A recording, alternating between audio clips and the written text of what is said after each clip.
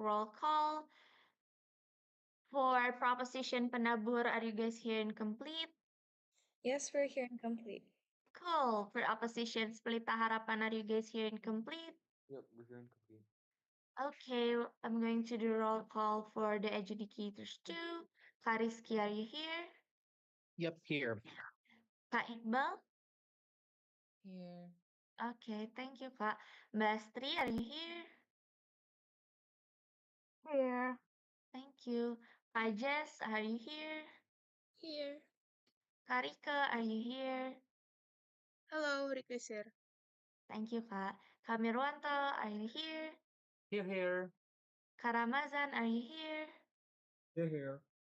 Kak Jessica, are you here? Kak Jessica Ferdinando, are you here? Oh, I'm here. Thank you, Kak. Kak Yeheskiel, are you here? Here. Okay, cool. Since everyone's already here, we would like once again to say thank you and congratulations for everyone who proceeding to the grand final of this year ALSA Ecom. Without further ado, this is just a quick reminder to keep maintain the equity brief that we have regarding name, pronunciation, POI preference. Good luck for both teams, and we hope this being a good tournament experience for both sides. I will be the moderator for today's grand final, and or comms will help to time keep. If there's anything we could help, please do not hesitate to send us chat in the chat Zoom box. Also, we would like to reconfirm that this grand final of high school will be live streamed on YouTube ALSA LCUE. So for everyone involved in the Zoom, you will be displayed there. So that's why I hope your guys consent for us to do the live stream. Before proceeding, can everyone give the thumbs up regarding the live streaming consent? Okay, nice. We're in a minute we're going to proceed with the share screen and the live stream first. After that, we're going to proceed soon with the grand final.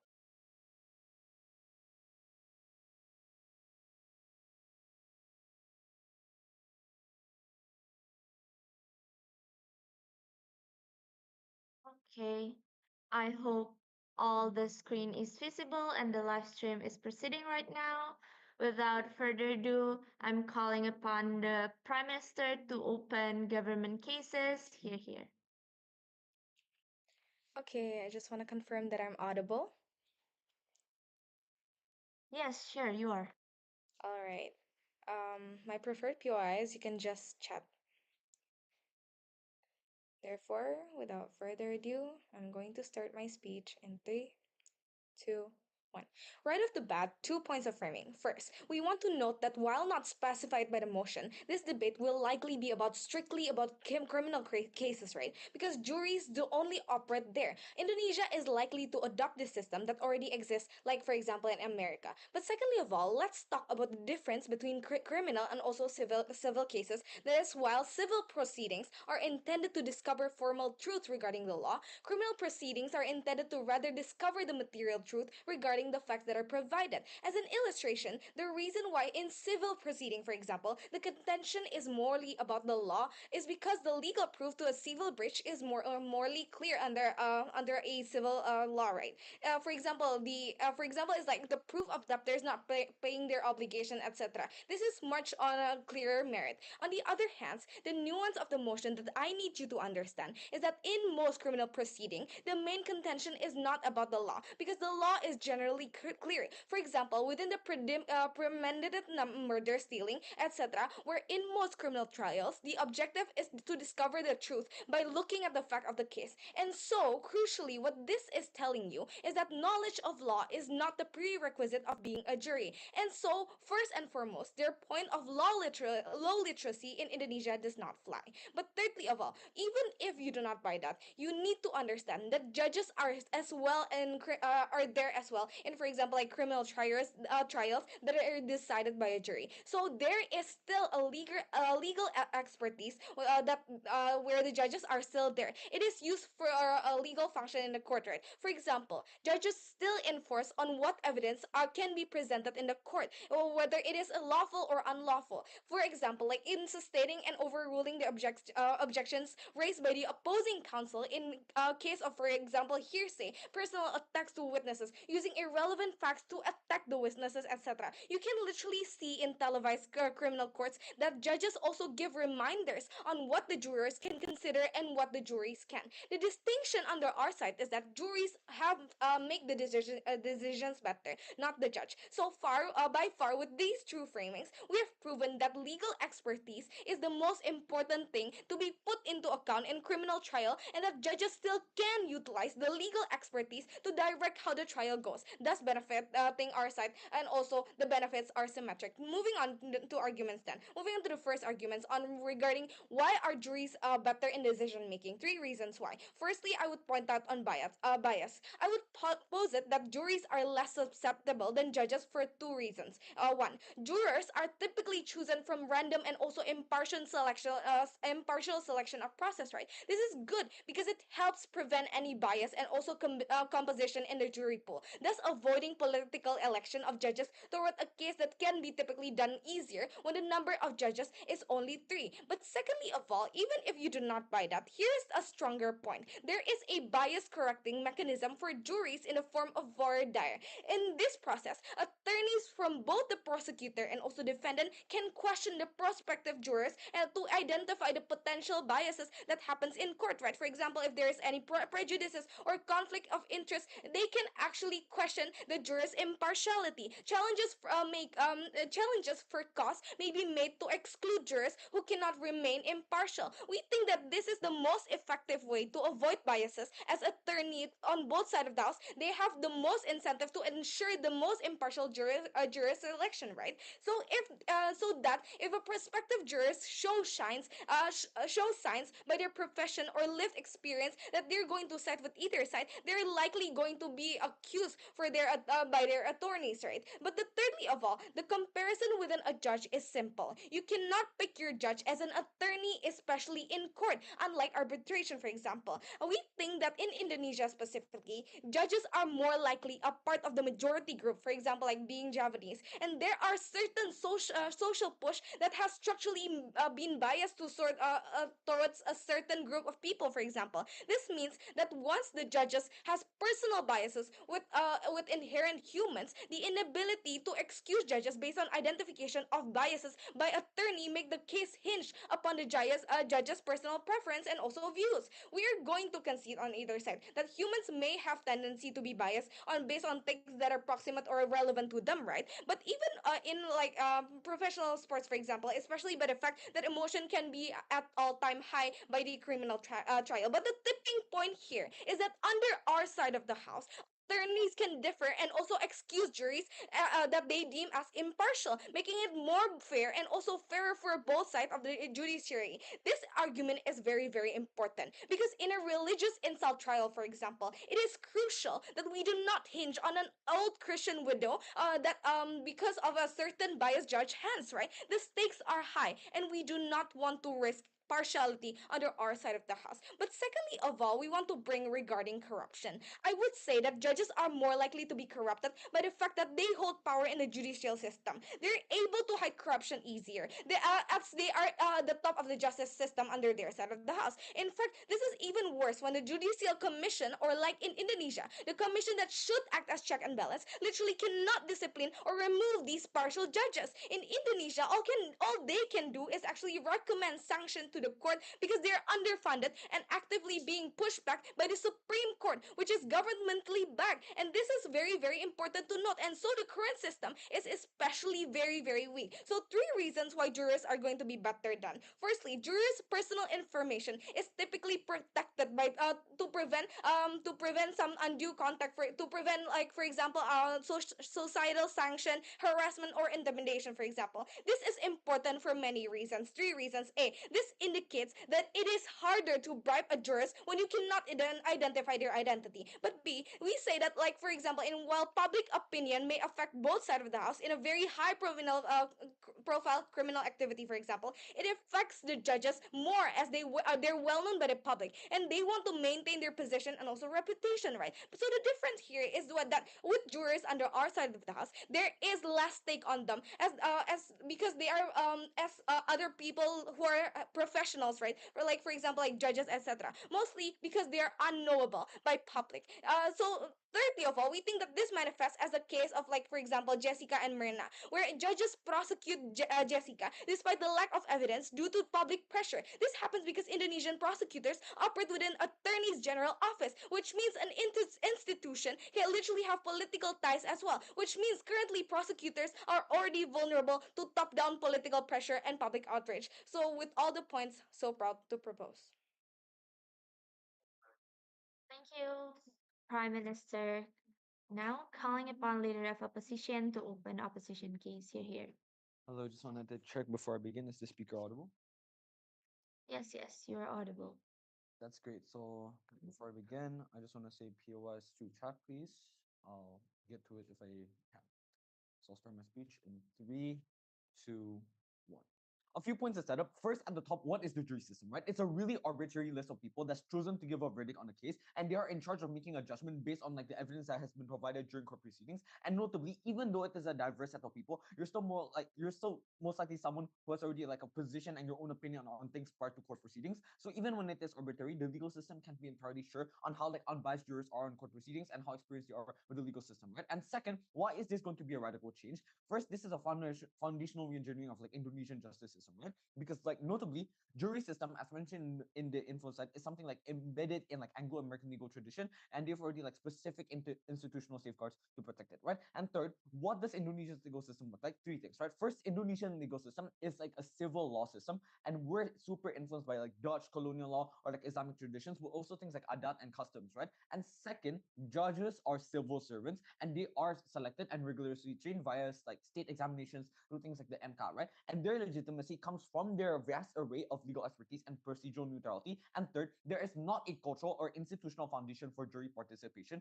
Like even in like transitional democracies like Japan or like South Korea, mixed courts were introduced like very gradually and very cautiously, and not even in like full juries at that, right? So we tell you it's not going to be working well. And fourth, I just want to address any argument on check and balance that they want to send, because when you argue that things like judges are like hierarchical, so on and so forth, and how like rulings are given in like unified verdict, I think it's still better on our side. Two reasons why. First, I think it's the same in both worlds because there's people in like varying ages and status. We tell you that hierarchy system exists in there. In fact, we flip and say it's worse because the issue with the jury is that they don't know like how much like a legal system operates. They don't know the exact rules and they're lazy, right? No one wants to serve out a jury. So if someone does dominate the discussion, we tell you that for the large part, the other people like they will leave that hierarchy unopposed, right? And second, I really want to push the fact that a majority of the public barely have a basic like grasp of law, and it's something that's very surface level, sorry, because it is a field that's highly specialized. You spend years studying the nitty gritty terms on the contract law and literally everything else, and this is an experience that jurors barely hold on to, right? We tell you that when you leave judgment on like legal case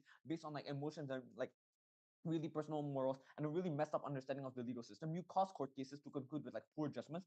Check and balance in this case is completely thrown out, and the burden push is quite simple, right? Proposition must prove that the jury system is going to be the ideal, not only in a vacuum, but in relation to like Indonesia's legal culture and infrastructure. And on our side, we don't need to prove that Indonesian legal system is perfect, but that jury system is not suited for it, at least in the current day and age. Onto my arguments for bias. We want to reject the entire premise that jurors be just because they're ordinary citizens are neutral, right? We tell you that they are structurally more vulnerable to personal and systemic bias than trained judges. This is particularly bad in the legal system like in Indonesia, right? Because first, jurors are embedded in the court of public opinion, and judges are institutionally, however, shielded from this social pressure, right? They are trained to do things like assume that each case is a closed universe. They only rely on admissible evidence and legal reasoning. Comparatively, jurors are citizens who live within the media ecosystem. They are swayed by it. Notably, jurors are exposed to things like news coverage, political discourse, or viral social media narratives long before the trial begins. So, in high-profile cases like terrorism, corruption, especially if it's like a high-ranking individual, jurors are going to enter the courtroom with the prior beliefs I've said before, right? These are neutral beliefs because they are isolated from the law system itself. They're shaped by their race, religion, and ideologies. And this is very crucial in the context of Indonesia because Indonesia has so much documented problems by like with trial by the media and mob justice. Just look at like Ahok Basumi case, right?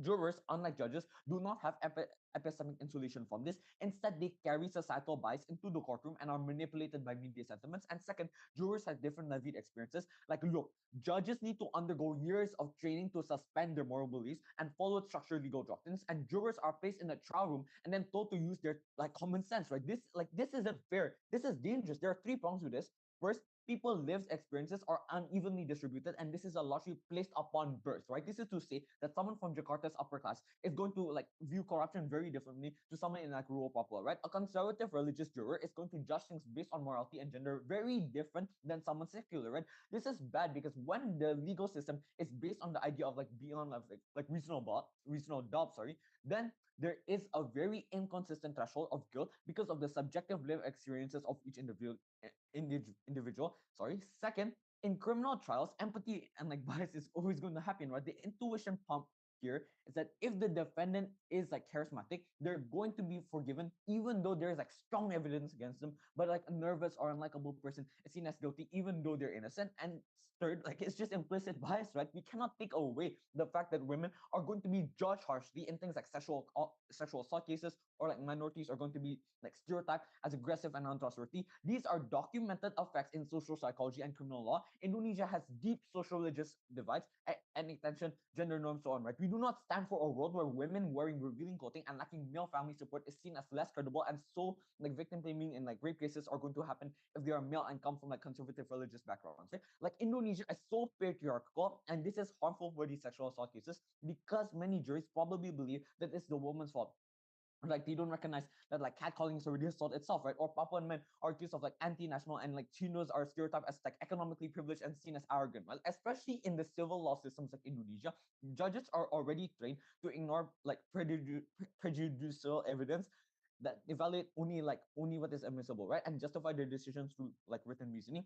Jurors are told to use common sense, and this is unexamined prejudice made polite. That means bias isn't just an accident; it's baked into the way like the jury function, and it's victims like over that are overwhelmingly the already marginalized, right? And this is very bad because there will be higher conviction rates or like harsher sentence based on the perceived violations of like adat, not the law, right? And third, jurors have no professional disincentive to get it right, and judges face things like institutional checks, right? Their rulings are all written and are going to be published and scrutinized, and notably, these rulings can be appealable, right? This is important because then, like, if they do a bad ruling, then their career is going to be damaged beyond repair, or at least at the best case scenario, they are reassigned, and demoted from the Supreme Court. And this is incentive to follow the law closely and minimize any bias, right? Comparatively, judges are anonymous and one-time part, like, sorry, jurors are anonymous and one-time participants. Like they don't need to write their legal opinion or like justify it, right? They're not going to be like held accountable if there are legal errors. So they uniquely have no structural incentive to care or like avoid unconscious bias, especially in Indonesia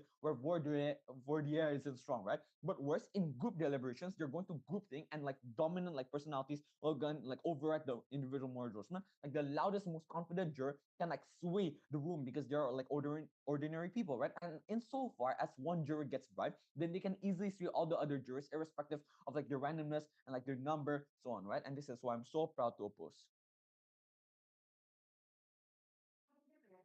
Thank you, LO, for opening opposition case. Next, to continue case from the government, calling upon Deputy Prime Ministers. Here.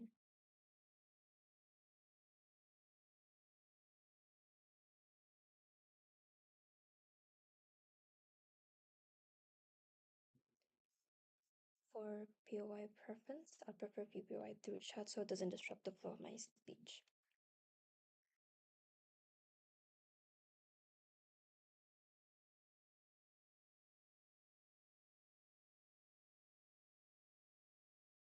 Starting my speech in three, two, one.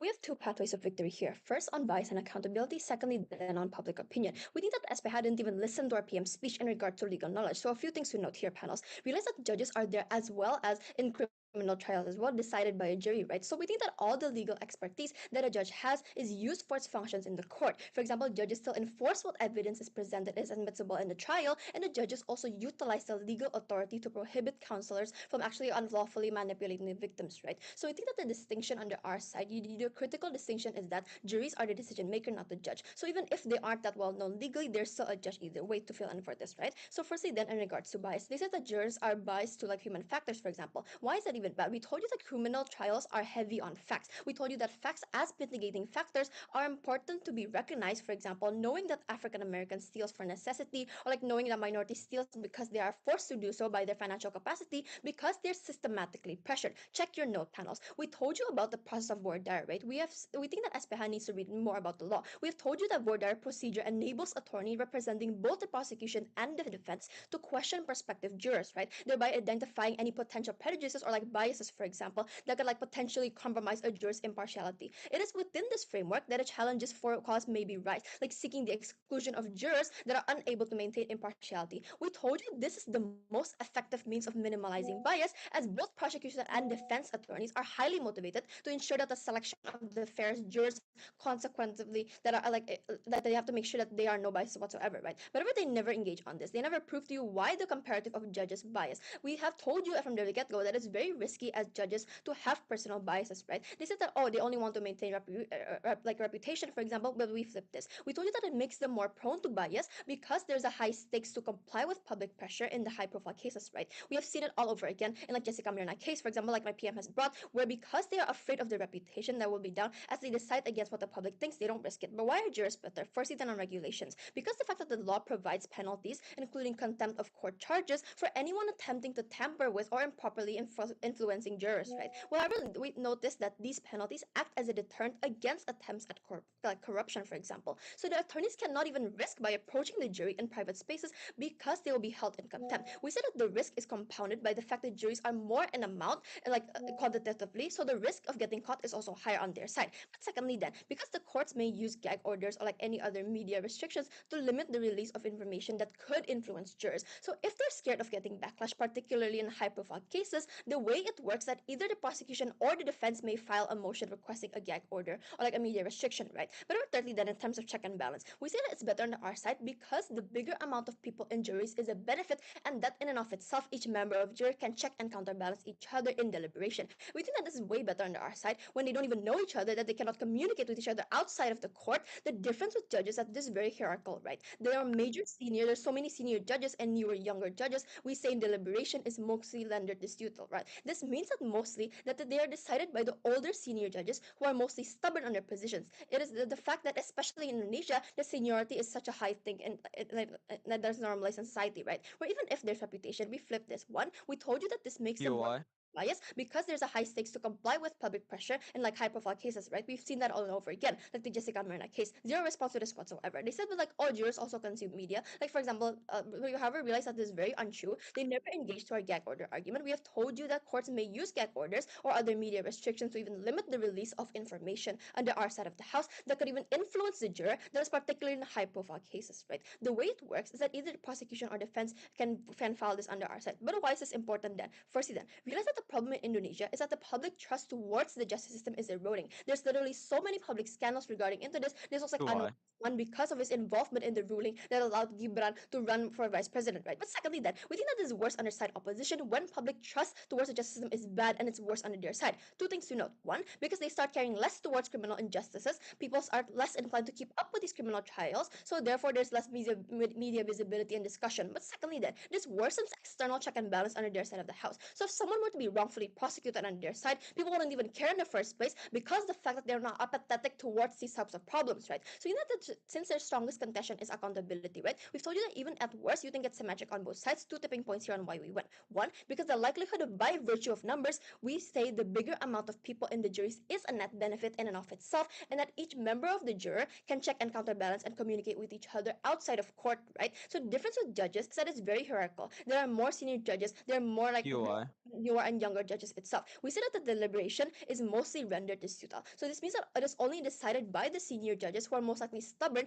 The fact that it is going to worse on it is way worse on their side of the house. But secondly, then we told you that even on both sides of the house, even if it's corrupted, we are better under our side of the house. We better mitigate this problem, for example, because of the fact that we enhance appeal mechanisms. Right? We told you that it is way easier, in fact, than judges because in status quo appeals always get rejected under their side of the house because the fact that judges have connections outside with the previous judges, for example, that are making the decisions, right? So that's, we think that it's very less likely for them to even overturn these previous decisions in fear of like discrediting the previous judges itself. But moving on then to my extension regarding public opinion. One, why is this very bad under their side? POI. Last Right? chance.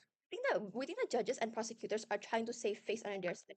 They distort the truth in a criminal case to agree with the mass media. Because this was like the key case in Jessica Mirna in Indonesia, where the facts are not even concrete, but Jessica is prosecuted either way because that's what the media wants. But secondly, then realize that the narratives may be even false that are pushed into the to be fair justice system, right? Whereas under our side, comparatively, the opposite would happen. Why is this true? Because one, realize that juries have nothing to prove. They don't even have a reputation to uphold under our side of the house. Note that even if the media wants something else that is completely different and completely contradicting to what that's supposed to happen, it's under our side of the house that is way better because they don't even have to uphold any reputation. They aren't even expected to a certain standard because note that jurors are randomly chosen, all of which have different backgrounds. They have different racial and diverse backgrounds, right? Whether there may be race, job, gender, and etc. So we think that all of this provides a clear and objective understanding of the criminal case at hand where facts are given objectively, right? And that the jury makes a decision. But secondly, then, realize that the juries provide check and balance system with the judicial system. They don't just rely on a single person choice, right?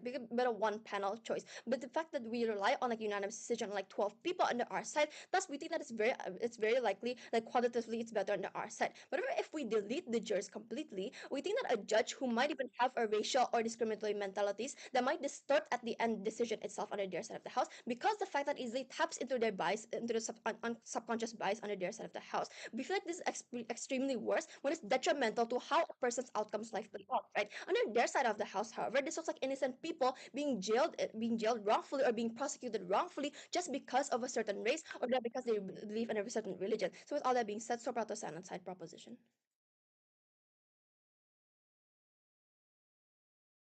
Thank you, Deputy Prime Minister. To continue the case from the opposition side, calling upon Deputy Leader of Opposition. Here.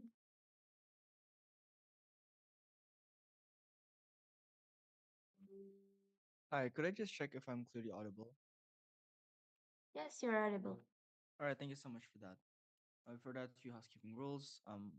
I'll take POIs through chat. If I don't respond to it, then I reject it. No preferred pronouns. Okay, let me just set a stopwatch.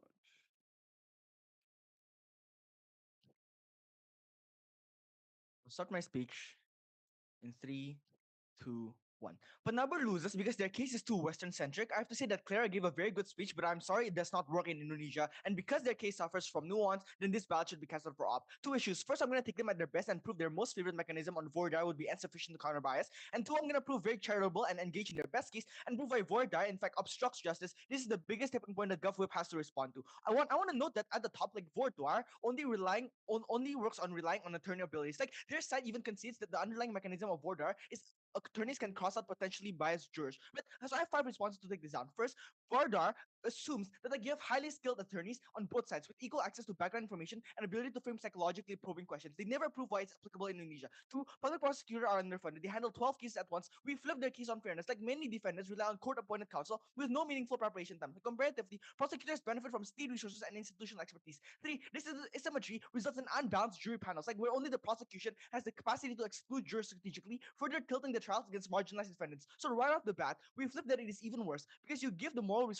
side to chance to cross out the potential jurors that will understand the perspective of defendant more. Three, I don't think it's enough to counter bias court of public opinion, right? There's two reasons. First, not that attorneys are only given a limited number of peremptory challenges and may only strike jurors individually, either peremptorily or for cause, right? They cannot dismiss the entire veneer or like the jury panel, even when the entire population is tainted to public priority, right? In Indonesia's context, where high-profile cases very politicized and moralized, like defamation or gender-based violence, then the entire jury pool is already going to be ideologically aligned with dominant narratives. So once media exposure or religious framing penetrates public consciousness, there's no functional mechanism in Vordar to remove all jurors impacted by such narratives, because doing so would collapse the panel and force indefinite retrials. Here's the nuance in Indonesia, right? Public opinion bias in Indonesia is shaped by entrenched social structures, including patriarchal norms and religious majoritarianism. In Indonesia, many people don't even recognize verbal harassment like catcalling, coercion, or threats as a form of sexual violence. But concepts like consent are also like absent from public discourse, and cultural teachings assign blame to female victims based on their clothing, behavior, or presence in public spaces at night. So when the dominant public narrative delegitimizes like the entire victim experience, the entire jury pool will share assumptions like, oh yes, you shouldn't have been there, or that's not real assault, that's just flirting, right? Or women lie to destroy men's careers.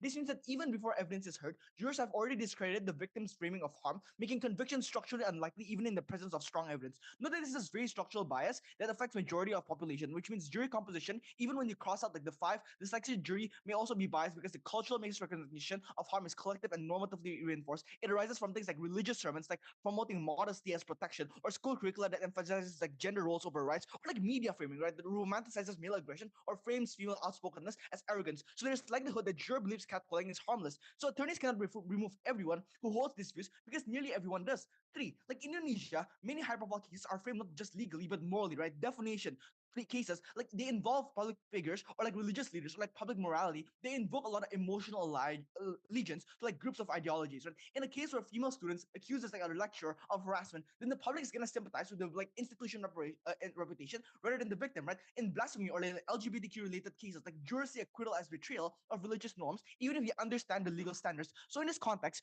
jurors do not enter voir dire with neutral minds, they enter with moral mandates. And crucially, voir dire is procedurally incapable of detecting such moralized commitments because the questions posed during jury selection cannot ethically ask, for example, do you believe women who wear revealing clothes deserve blame for assault? Even if such questions were to be asked, then jurors are unlikely to admit unpopular beliefs. So we told you that public opinion is not just a belief, it becomes a moral identity marker. So jurors are just going to be like believing depth. They're going to signal allegiance to like anti-Me Too backlash or conservative gender norms or like anti-establishment narratives. So like the intuition pump is that jurors go home every day, right? They attend prayer groups, community service, workplaces. So delivering a verdict that defies the public sentiment, like acquitting a person accused of defaming like a religious figure, is going to result in things like ostracization or like community shaming or like reputational damage because high stake trials are public in Indonesia. Then they talk about like gag orders, but you didn't listen to Matt's speech at all, right? As they say, gag orders apply after charges are filed, but in reality, narratives are formed like far earlier, like when the arrests are made or when press releases are issued or when viral posts like circulate. So public judgment crystallizes before the voir dire even happens in the first place.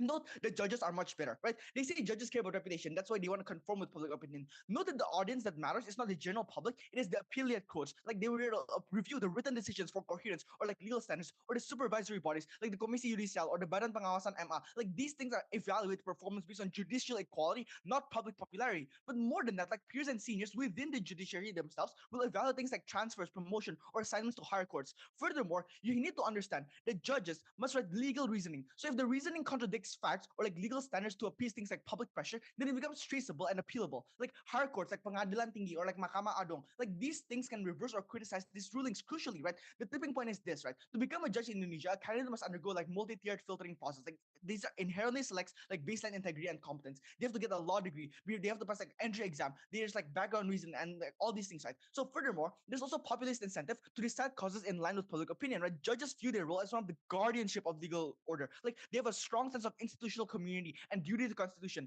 Know that many people who opt for this career like presumably cares about the sense of justice to a large extent, not just money, because there are many other professions that give you more money, like being a corporate lawyer, or you have more integrity, you're far more trained to recognize the law and decide on biases. So their career and reputation are on the line. So risk aversion is just higher, right? I think one well-known case that it will destroy their entire whole reputation because but in on jury side it's like anonymous, right? So there's no accountability mechanism on their side of the house. Note that this also takes their whole argument on corruption down, right?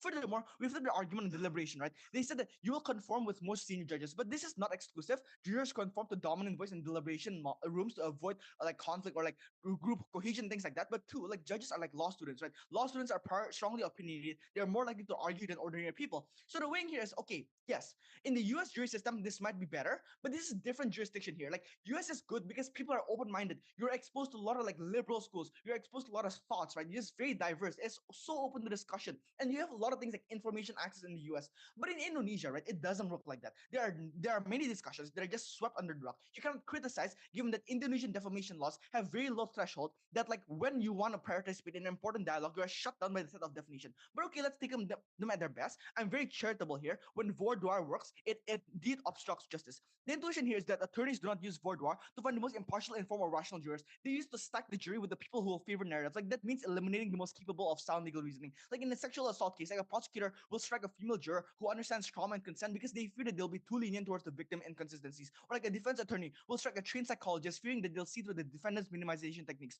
So like the most legally literate and the most discerning individuals, the very people who should want on a jury, are actually removed, right? So in both parties remove jurors based on strategic threat rather than actual bias, then the jury pool converges towards mediocrity, like jurors with fewer strong values, less expertise, but also lawyers favor jurors who are like more impressionable and more emotionally swayed. So on their side of the house, it obstructs justice. It becomes a contest of psychological manipulation. It is not a deliberation based on reason and legal principle. That is why we win. Thank you so much. Thank you, DLO. To close the case coming from side of propositions, calling upon government whip, here you go. Hi, I hope that this audio level is comfortable. Yes, yes, you're audible. Thank you.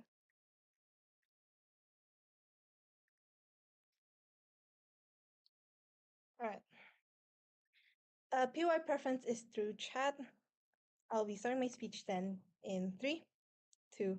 When they continue on and on again about the negative value of jurors, why we've literally told you the distinction of criminal trials, right? Unlike in civil proceedings, criminal proceedings are intended rather to discover material truth. The nuance of this is that in juries you interpret, for example, the racial and cultural backgrounds of nuances that must exist in Indonesia, right? Being that like the nuances here are that this is multicultural. Criminal trials, the least purely legal disputes only happen for the jurors anyways. But even if you do not buy that, we told you that the legal expertise that the judge has is used anyways, right? Which is why then it's good that like juries are the one who make the entire decision, right? Your cherry pick examples are taken down by the fact that juries only hold a partial decision. In any case, we still have judges who do have all of your benefits of like being able to talk about the law, about being able to guide cases, about being able to call and like have the accountability measures. And so on our case, we simply do not see why then you have what your side is exclusive.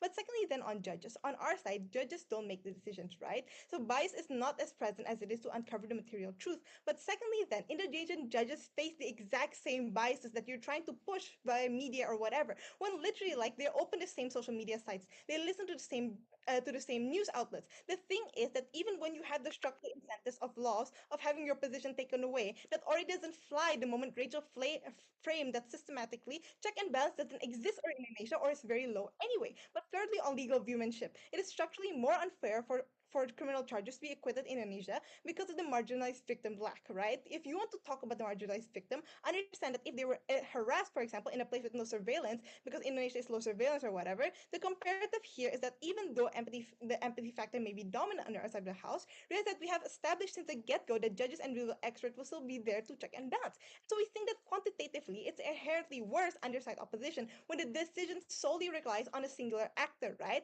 Let's be charitable here. Even if bias happens or a single jury is biased, and like they have like the Javanese people, for example, we think that based on the logic of that, quantitatively, if one jury is biased, there are still 11 juries to keep that in check. And no, you cannot only claim that like people are like systematically hierarchical or like patriarchal in juries because of the fact like because that is not even nuanced in Indonesia. Are you trying to go against jury systems as a whole or jury systems in Indonesia, right? So we think that there's still value in that you're able to have multiculturalism through juries at least. And so they never even conceded to our contempt argument. They're trying to tell you that jurors have no consequence in being corrupted, right? You have to be biased to buy this claim. We told you that juries are highly scrutinized by lawyers, right? Why? Because any partiality of jury means that they're held in contempt. The case can be mistrialed, meaning that the case is repeated and they select entirely new jurors, right? This is the voir. But the thing is about accountability mechanisms, we've already given you three. Even if you take down our voir on our best case, whatever, we still have two more. Check Rachel's speech. But even on that point, we think that you yourself from math, you already framed that these attorneys are, for example, impartial and highly critical. And so we do not and so we think that it's contradictory that suddenly you're saying that in Indonesia, like these attorneys are somehow incapable or unskilled, or like they're unable to check out these juries who are, for example, already very obviously biased in like sexual assault cases, for example, right? And so they did not even engage to our argument by the fact that judges are at the top of the judicial system. They know how to conceal corruption better than the average person, anyways, who fears legal prosecution. Systematically, they could not even argue that because corruption is already rampant in Indonesia. And so they told you that like jurors are bad because they care about the human aspects, because they're affected by culture or whatever. However, they never proven why. Then like in like these Indonesian cases that are highly cultural, motivated on race, background, motivation on culture, you do not need to have graduated from like a legal to have a legal degree in order to see the religious clashes happening in Indonesia. It is still important to consider as a mitigating factor. No positive case on their side either. Listen, insofar if we've already been able to prove to you that it is even slightly better in Indonesia, slightly better via a jury system compared to how judges are in Indonesia, we already win this debate. But two clashes then: number one regarding bias, number two regarding fairness. First, regarding bias, juries, even though they come from different backgrounds, will still be influenced by the bias of social media overall on the topic of bias then, right? I would like to point out that even though bias might be steeped in, especially in Indonesia, it would still be in our worst case scenario, and it is still better than a strictly judge-based system, which people already have the same exact biases, right? So number one, jurors are typically chosen through a random and impartial selection process. You literally stated this from the beginning, right? We want to talk about this then. Why are they better? Because they are chosen proximately. High cases, for example, done in the Supreme Court of the Republic of Indonesia, right? The biggest court here. And so when they choose the jurors themselves, we think it is good because literally you are already choosing from a pool of like some of the most diverse culturally people and racially within Indonesia, right? And like even then, for cultural cases, for cultural criminal cases, since they're chosen proximately, you chose people who already know the culture best, people who already know the social systems there best. And so if you're talking about bias, we think that it's still much fairer on our side when you have an additional layer of juries instead of simply judges that are going to be like similarly biased anyways. But even if you do not buy that, we think that voir dire, like the bias correcting mechanism, literally already stands, considering they're trying to push like attorneys from both prosecutor and defendant can question the prospective jurors and identify any potential biases. And so we do not think that, for example, like only the prosecution is going to have some kind of advantage, or like a morally correct one is going to have an advantage when both sides can have the state of voir dire. But try to talk then about the social media influence against jurors. First, this literally already also exists. They want to talk about the nuances of like social media affecting influence, gender, but this literally isn't nuanced to Indonesia either, right? You want to talk about this in the jury system as a flawed as a whole, or in Indonesia specifically. And so we have certain check and balances just in case juries are biased anyways, and these systems have not been sufficiently addressed nor compared to on their side of the house anyways. But secondly then, on fairness and accountability, all they told you is that corruption will not happen just because judges want to save face, just because systematically there are already rules in place. However, judges have experience, yes, but one person should never be the deciding factor for any big case, especially in a racially charged place like Indonesia, for example. We told you how actually expertise shouldn't be the tipping point of the debate. Government opposition acts like this debate is about judge against jury, but no, this is not the case. Juries are not the only thing being related. And so yes, we agree, for example, your benefits could be symmetrical. However, all the legal expertise, all of those expertise about being like impartial and all of that, that already exists and it has its functions on its core. However, on our side, like in sustaining and for overruling the objections raised by the opposing counsels in case of hearsay, personal attacks to witnesses, using irrelevant facts to attack the witnesses, etc., you can literally see televised criminal court that judges also give reminders on what the juries can consider and what the juries can't. The distinction is that on our side, juries have a say in the decision maker and not simply the judge. But anyways, then there's also arguments from Clara that were unengaged regarding like trust within the judge system, which was still unengaged by that side. And so we've proven then that like there is benefit for having juries in the system, and that currently, even if they want to push on judges, they have not been able to claim the systemic harms that still exist because they are flawed. So proud to propose. Thank you, Government Whip. Now to close case from opposition, recalling opposition whip. Here. Is my voice audible? Excuse me? Can you speak a little bit louder, please? Yeah. Sorry, is my... Okay. Is it audible now? Yes, it's audible now. Sorry about that. So I prefer my POIs verbally, and with that, I'll start my speech.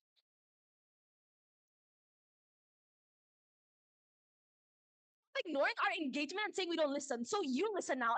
They're contradictory. First, they said that there's no trust in the legal system as they've been messed up. But then they say, oh, they were biased because the legal system is incentivized to follow public pressure. What? They literally just took down their own argument of saving face in media. And we flip this, right? If they paint this public pressure to be so high, juries who have no legal training, who don't need to maintain their career, they're going to be dragged up by these public biases, not judges, actually. But number two, we already told you that we're already very charitable and assume that Bordar will work. We tell you that the act of using Bordar dilutes the jury's ability to work with reason and thus obstructs a fair evaluation of fact and law. Now, it actually worsens inequality because Bordars require legal cunning, not legal truth. Unlike prosecutors and defense attorneys with access to jury consultants or profiling tools can identify jurors' social class, education, religion, ideology through coded questions and game the selection process to ensure that only the susceptible to their narrative construction are retained. Meanwhile, the poor defendants or under-resourced parties lack the tools to do the same. This means that they have to defend unilateral manipulation where one side can weaponize Bordar while the other is procedurally blind. Rather than asking who'll find the truth, attorneys ask who can I persuade. The distinction matters because the goal becomes a narrative dominance and not some factual accuracy, and attorneys who avoid will use scrutinize weak arguments and prefer jurors who will emotionally follow. This obstructs justice because it turns the trial into a contest of physiological manipulation, not a deliberation based on reason and legal principle. Before that, on morality, this is not a strong claim. Moral standards are not uniform in Indonesia. With over 300 ethnic groups and strong regional, religious, political, let's say, divides, collective conscience does not exist in a meaningful sense. If anything, it increases the ethnic religious majoritarianism in jury deliberations. Next, the response that, oh, you can just dismiss is flawed. While attorneys can excuse jurors, they're still limited by the system. There are two types of challenges for cause and peremptory challenges. So, challenges for cause allow attorneys to excuse jurors for specific legally recognized reasons, right? Like a direct conflict of interest or a clear bias. However, attorneys cannot don't have unlimited power in this area. Judges ultimately decide whether a challenge for cause is valid or not, meaning that if an attorney believes that the jury is biased, the judge can just out overrule the challenge. And peremptory challenges, right? Without a reason, this one. It's limited in number, and in many jurisdictions, each side is restricted to a set number. This means that attorneys may not be able to eliminate every single biased juror if they only have a few challenges to work with. Now, their whole play stands on three flimsy bases: bias, corruption, check and balance. In the speech, I'll tackle all. Bias. Okay, judges might be biased, but here's the thing: all the bias that you say a judge has is also in the lay people of juries who are equally as biased. But now, these biases are also lack legal training and accountability. Now, it's simple educational, right? First, judge operates within a professional legal system that actively checks their decisions, conduct, and potential, let's say, biases, right? Career judges are bound by the legal precedents, statutory law, and procedural requirements. Their verdicts are appealable and must be justified in writing. If a justice places overt bias, for example, constantly giving like harsher sentences to poor or minority defendants when there's formal mechanisms to review, it includes higher courts and judicial oversight body such as Komisi, UDCL to actually take them into account. And number two, judges undergo years of legal education and professional development with the explicit purpose of minimizing personal bias and ensuring procedural fairness. They're trained in how to apply legal standard consistently, how to assess evidence within strict rules of admissibility, and how to filter out inflammatory and irrelevant considerations. No system completely eliminates human bias, but judicial training is a systemized attempt to change it. Jurors, receive no such training. They're not taught how to evaluate conflicting evidence, distinguish between legal and moral guilt, or avoid personal prejudice. They rely heavily on emotion, intuition, storytelling rather than structural legal reasoning. Now, be on reasoning, right? Judges must articulate their reasoning in writing. This process forces and careful thought and discourages impulsive or prejudiced decision making. The multi-judge panels delivered using, like, let's say, legal reasoning and also predecessor. And disagreements must be negotiated in a legal ground, not a personal sentiment. However, jury deliberations are private and unrecorded. Jurors are not required to explain how they reach a decision, and their verdicts may reflect groupthink, emotion, or manipulation by dominant personalities. Now, you see, here's the issue: jurors are one-time volunteers or conscripts. They're chosen at a random, not trained, and they never explain their reasoning. They have no incentive to check biases, no oversight, no appeal, no written record. Even if they're biased, nobody knows why they voted the way they did. So no, this isn't entirely random. And jurors are actually pulled out of a master list, usually made of citizens who are registered voters, hold driver's license, international ID cards, or appear in government census records. Now the problem here is that this pool is not really random. It skews toward illiterate, undocumented urban citizens. In Indonesia, that would underrepresent rural communities, indigenous groups, and informal workers, especially those without stable addresses or ID records, since a lot of them actually don't have those. And number two, being people are like randomly selected from the pool and sent jury summons. Many people either decline to serve with valid excuses or ignore the summons, especially in less enforced jurisdictions. The actual jurors who show up are self-reflected in that part, often those with flexible work, civic interest, or social stability. That's not the poorest, most marginalized, or busiest citizens that proposition claims that they actually look at. And number three, judicial seniority doesn't mean that it's an unaccountable power. It actually reflects experience, deep legal knowledge, and years of courtroom experience. Either way, one, it's not exclusive, right? Jurors conform to the dominant voice in the deliberation room to avoid conflict, among other mechanisms. And two, judges, we already told you, right? It's law students. Law students strongly opinionated with their own opinions, and their weighing is that this debate is about Indonesia, but it's not about the US. So you can't criticize, given that the Indonesian defamation laws have been very low threshold, that when you want to participate in the important dialogue, you're shut down by the threat of defamation. So, Smokey, stop projecting and insulting us when you don't even provide understanding on basic law for jury selection. Let's be civil here, right? And number three, why Bordar is inherently flawed. To reiterate, right, we tell you that the process is deeply strategic. Often, you get a jury favorable to their side, not necessarily the most impartial juries. This is what lawyers do. They might exclude based on race, location, demeanor, or even gut feeling, right? And number two, even if defense counsel is underpaid or inexperienced, as it often happens, overburdened public defense systems like Indonesia, then the prosecution dominates Bordar, leading to pro-state juries. That's why it's actually better if the judges that's why our side is actually better, right? And number two, on corruption, their response on hidden identity means no corruption is just weak. Let's use their nuance. Criminal cases. I don't think they understand how dangerous it is and how easy it is to get identities. Look at the viral case in Philippines a few years back, where the criminal gangs related to the case literally sent death threats to the juries. You characterize yourself that the judicial state of the system and of like Indonesia is corrupt. Now, why are you being uncharitable and so sure that there won't be any corrupt intermediaries or one that won't give the identity away? Now, on traceability, right? We tell you that when these judges issue written verdicts, provide legal reasoning and a function, they have like there is a traceability. Over time, the system self-corrects. Even slowly, it accumulates evidence, enables appeals, and institutionalizes learning. And jurors are anonymous and ad hoc. Their names are sealed. Their deliberations are secrets. The verdicts don't require explanation. And this is a perfect breeding ground for untraceable corruption. Even if one jury is bribed or intimidated, there's no audit trail and rasti on reputation. We told you the judge has career interests. They want promotion, prestige, and professional credibility. Corruption threatens all of that because they operate repeatedly in the same system. Misconduct today affects their status tomorrow. Oversight bodies like Indonesia's Communist Judicial or Mahkamah Agung can invest complaints, audit decisions, and remove or punish judges over time. Jurors have no incentive to behave well, no career risk, and no way to incentivize inconsistent integrity because they won't come back anytime soon for a corruption pattern to be noticed or brought to light since it takes years to be a legitimate judge. Now, on check and balance, right? This one is simple. Check and balance only works when there's meaningful, actor is independent, transparent behavior. So we're not sure if they're independent, maybe, but jurors are likely to be captured by majoritarian emotions like nationalism or religious sentiment, especially if Indonesia is such a religion dominated country. Transparency, they're not because their verdicts are opaque and correctability, no jurors to repeat. And because we have tackled all of their clashes, we strongly believe that our side should win. Thank you so much. Your position with to close the case from position. Now to wrap up side of opposition, calling upon opposition reply. Here, here.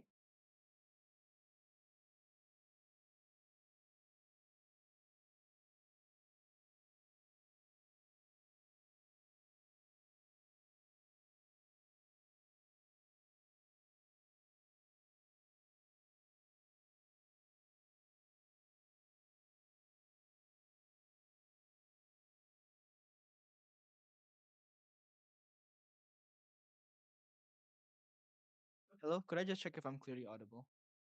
Yes, yes, sure, clear, clear. Thank you. Thank you so much for that.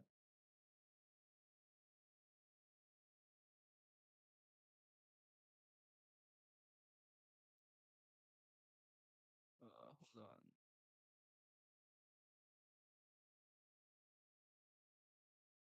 Okay, I'll start my speech in three, two, one.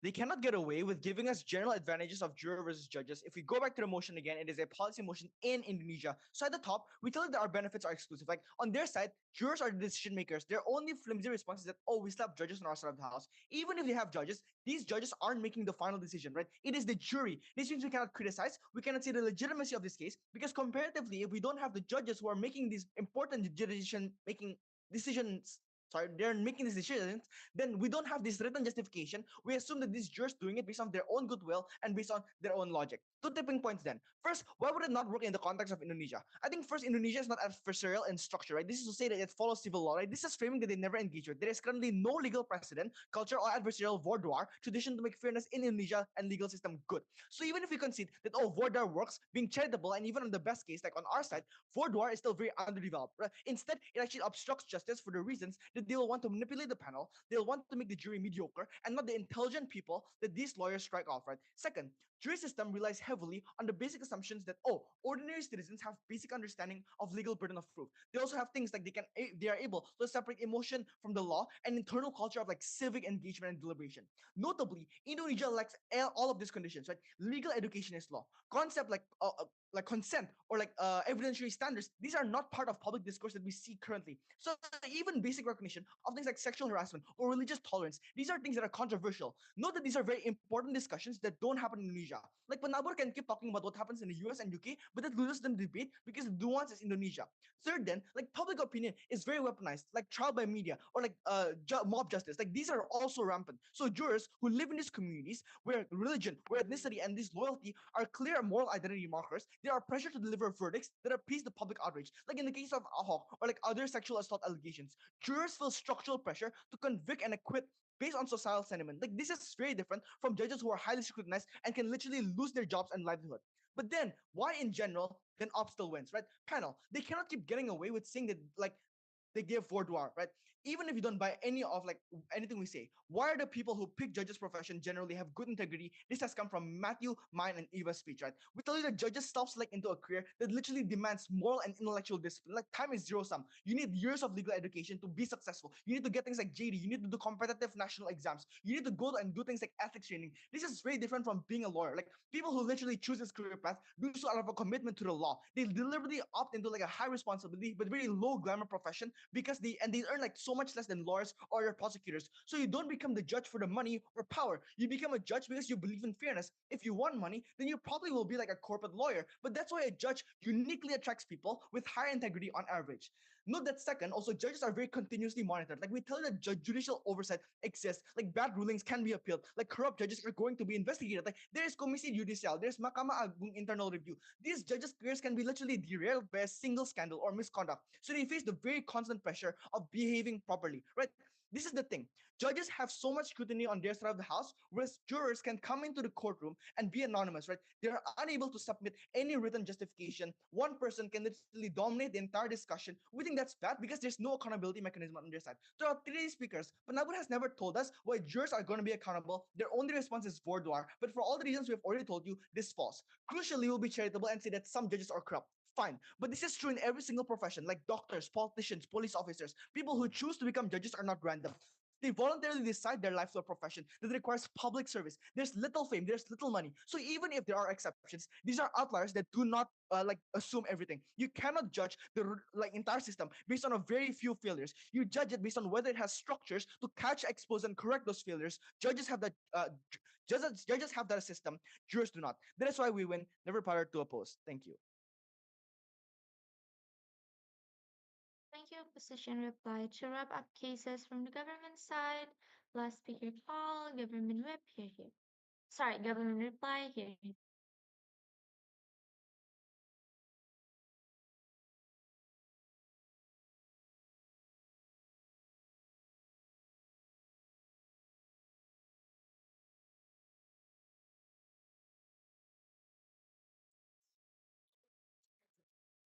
Starting in three, two, one. Let's tackle all of side ops case one by one. Firstly, on law knowledge, their statement regarding, that judges understand the law better and are more knowledgeable. A few things to note under this, right? Throughout this debate, one, we've responded that the law is already clear, and unlike in civil ones, criminal proceedings, the law is not the main content, right? So the issues that juries not understanding the law does not stand. In addition to that, we've already proven to you that in the worst case scenario that it is not true, there's still a judge present in addition to juries that are still in authority and have control under our side of the house, right? But secondly, then, under our side, we've already acknowledged the benefits of having a judge judge, right? But it also brings in the benefits of having a jury onto our world. We tell you that this debate is not just a judge vs jury in a vacuum, right? But whether we should delete something entirely, hence that all of their benefits about a judge being good and that their expertise is symmetric under our side of the house. However, to ensure that accountability and fairness happens, right, we already have juries to provide a check and balance. It's factually wrong that juries have the final say. Check Matt's speech on. But however, thirdly, then our side has already proven throughout this entire case that our knowledge of the law and proof why that with basic knowledge itself, how juries can help make our justice system better, which is why our case should be weighed higher. But anyway, we've already proven to you the structural analysis and that this doesn't fly when they've never engaged with the corrupt systems here. They want prestige. We brought the Jessica Mirna case of why they are flawed that way. You're the one analyzing judges as a whole. We've told you that MKMA doesn't even work. Check the nuance that we have brought since Rachel. We've already proven to you, panels, that one, that legal expertise is not the most utmost important thing in a criminal trial, or that B, that judges itself can utilize the legal expertise to even direct how the trial goes in the first place, right? But our second clash regarding this debate is that when opposition tries to bring up that all the issues of being jurors being biased, a few points to note here. First, our side has already proven that juries are way better, and this provides like less bias because on the fact that they have less bias due to the fact that they are more these are knowledgeable individuals that are chosen at random from different backgrounds, right? Which decreases the chance of being biased itself. There's also voir dire, right? We think that under our side of the house, the argument questioned that voir dire does not apply inherently. Whatever we think that is better under our side. But secondly, then we've proven to your panels that even in the worst case scenario, that there is a biased jury. We think that there are already counterbalance mechanisms under our side of the house to ensure that, right? But even if you're holding here for intuition panels, we think that the point of having jurors and judges that they literally accepted that we have intuitive judgment. That's all we want from the jurors. So thank you. But thirdly, then, anyways, for the contradiction, their whip said that there's no collective conscience on like morality, right? But their first and second said that Indonesia is cohesive, that they nod along with whoever is strong. So what? None of their characterization flies. But thirdly, then, their third clash occurs that when opposition mentioned that there's an issue with corruption itself, with jurors and judges not having this sort of corruption due to the fact that they want the reputation, right? To address the issue of corruption between jurors, right? We've already responded to you again and again that by mentioning that judges are more corrupt, the fact that they can hide the corruption better on their side of the house because of the power that they hold. We've also already highlighted the fact that jurors' personal information are typically private, right? Which is more important because it makes it harder for them to bribe these people by the fact that it's harder for them to actually bribe the fact that under our side of the house. But secondly, then on accountability, we realize that this is the strongest argument coming from their side, right? We've defeated this on three contributions. Firstly, then they've also never responded to our hold in contempt argument. They're trying to tell you that jurors have no consequences in being corrupted. We told you that juries are highly scrutinized by lawyers. Why? Because any partiality of juries means that they held in contempt, and the case can be mistrialed, meaning that the case is repeated and they select entirely new juries. But even if you buy this, this is how you break the deadlock panels. The likelihood of by virtue of numbers, we say that the bigger amount of juries is a benefit in and of itself because the fact that quantitatively this means that there's better check and balance under our side of the house, right? But thirdly, then we realize that we are way better under our side of the house because we enhance appeal mechanisms, right? We told you that it is in fact to appeal under our side because judges in status quo they always get the appeals rejected because of the connection that they have under their side of the house. So here's the thing, panels. Regardless of the system itself, we've already proven to you that exclusively in terms of optics, when Indonesian citizens view that they get represented in the criminal justice system, that people from the same social class are on the stand and have a say in it. So the impact is that the additional impact that we put on here, that we also simultaneously increase public trust towards the justice system, right? Because in status quo, Indonesian citizens are literally losing it day by day. So on our side of the house, no response from this coming from side opposition panels. So realize on our side of the house, one, we've already proven to you why we call up all their benefits regarding like law and education and etc. and regarding the fact that they have no bias and etc. But ever secondly, then within that additionally, we also win on scale. So for the last time in ALSA, this is why we win this debate.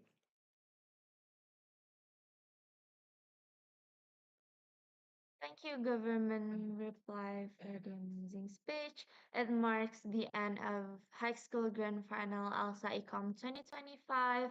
Congratulations, everyone who have been proceeding and who have been in this tough run and tough competitions. The result will be announced later or specifically tomorrow in our closing ceremony, and the rundown or the fixed clock would be announced later. You guys can join by our Zoom or later on our live streaming also in YouTube. Also, I'll see you in. I'll pass the floor back to the CAP if you guys have something to note. But specifically for opposition, please send your speaker order in my chat room privately. Thank you.